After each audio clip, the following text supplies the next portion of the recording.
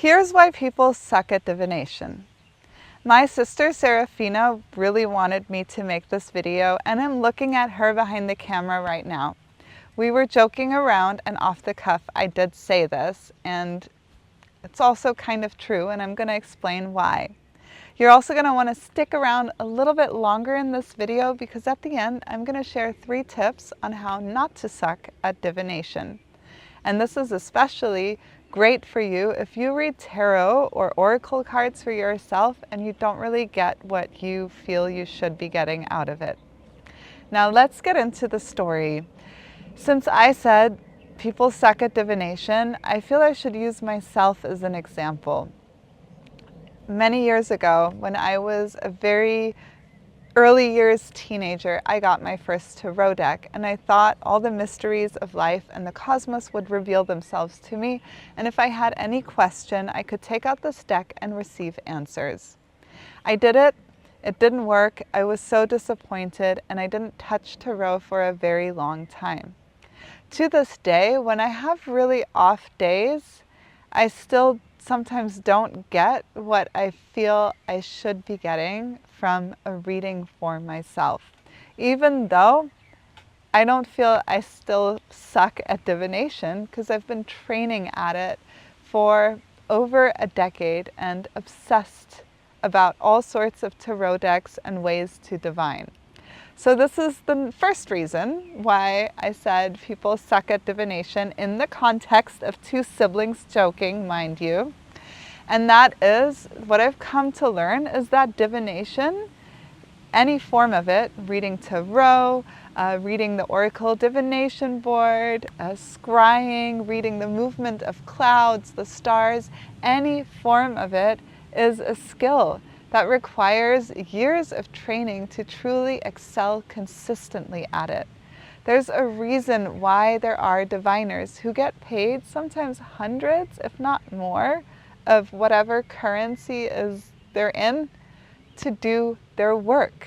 Even I will sometimes consult with a diviner when the question is too big and emotionally loaded for me to go at it myself, and I don't have the energy to do the ritual work around it that is required to step out of my emotional self and truly divine for myself. So this is the other part. Reason number 2 why people suck at divination is that sometimes it's done off the cuff. And while this can be really effective, say you do your oracle card of the day, it's great, it feels good, it gives guidance, or it gives you a nice feeling, this in-depth access to wisdom, to, how do I say this? Because it's poetry, to the poetry of life that gives meaning and answers where otherwise there are only questions. And a lot of these big questions in life can only be answered with poetry. And if you're not a natural poet, then studying divination in depth, doing a ritual that helps you step out of yourself, will help you get to the point where you can feel this flow and move through you and get messages, divinatory insight for your life. So reason number 2 is that there are rituals that you only really learn when you train at it, work at it for many years, that help you step out of yourself, put ego and self and this person you know inside your body bag away for a moment and become a vessel for messages, for wisdom, for the divine. Learning this skill takes a lot of work. So while I don't think people suck at divination truly, because I've seen some people, when you hit them and you give them just like a few inputs, what do you see, divine for me? Great things come through in the moment, but in terms of consistency and a skill, and especially when you read for yourself, it just takes a long time to learn. And not everyone has time for that. Not everyone is interested in that. It's something, just like with any big skill or any line of work, you want to focus on. So to summarize, reason number 2 is that the rituals that help you step out of yourself and become a vessel for wisdom, for mystery, for the divine, also take time to learn and become an adept at. And here's reason number 3. In this modern day society, so many of us are disconnected from our intuition, our inner wisdom, our inner ways of knowing.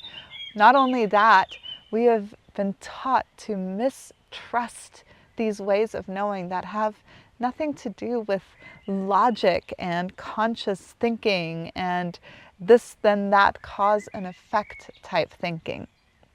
So intuition is a major part in divination.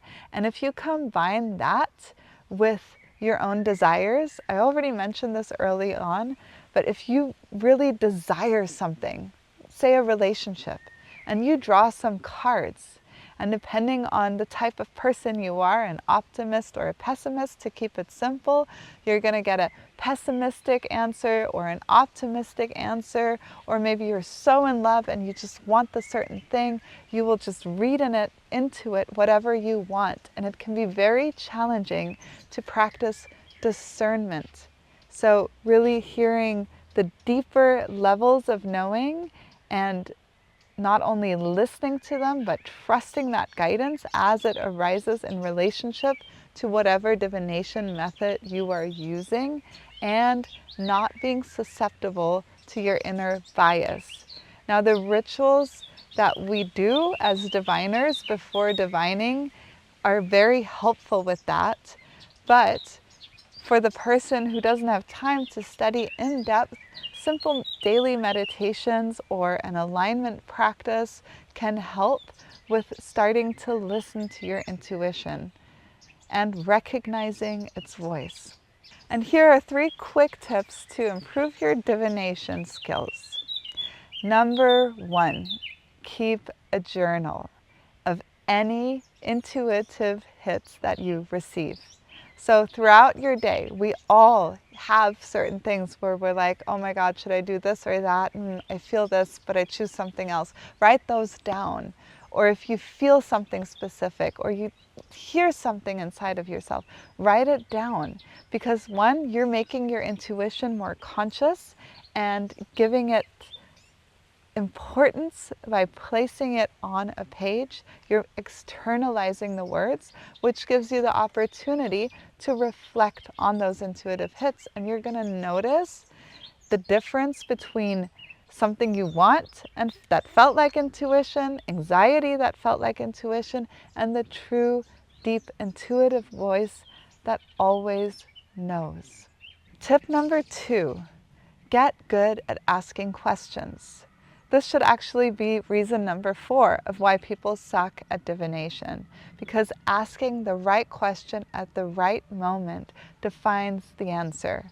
If you want to know the future, am I going to get this? You are automatically disempowering yourself, and you're going to get a yes or no answer that may or may not come true based on the choices that you make. So you want to ask questions that truly matter to you and have to do with your deepest, innermost heart and soul.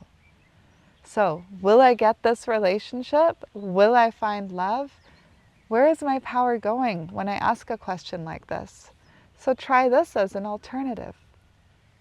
What can I do at this time to draw the reality of being in a relationship in which I, myself, and my future partner can thrive? What can I do to get that or bring it closer to me? And then your tarot cards are going to show you actionable steps that empower you. Tip number 3, before you get into your divination, so you have the right question, you're sitting there with your divinatory tool, take a deep breath. Feel the world through your senses for a moment, meaning get out of your mind and into the body. What do you touch? What do you feel on your skin? How is your breath moving? Can you deepen it? What do you smell? What do you hear? What can you see? And just sit in stillness with all your senses. And then get started. And as a special bonus tip number 4, we highly recommend our Book of Tarot course. This course is a great way to learn how to read tarot for yourself, and there are many practical tips inside that are applicable to all sorts of divinatory techniques. We hope you loved this video. It's a little bit of fun. People don't suck at divination. And if you love content like this and want to support a small family business run by sisters, make sure to hit like, subscribe, and leave us a comment below.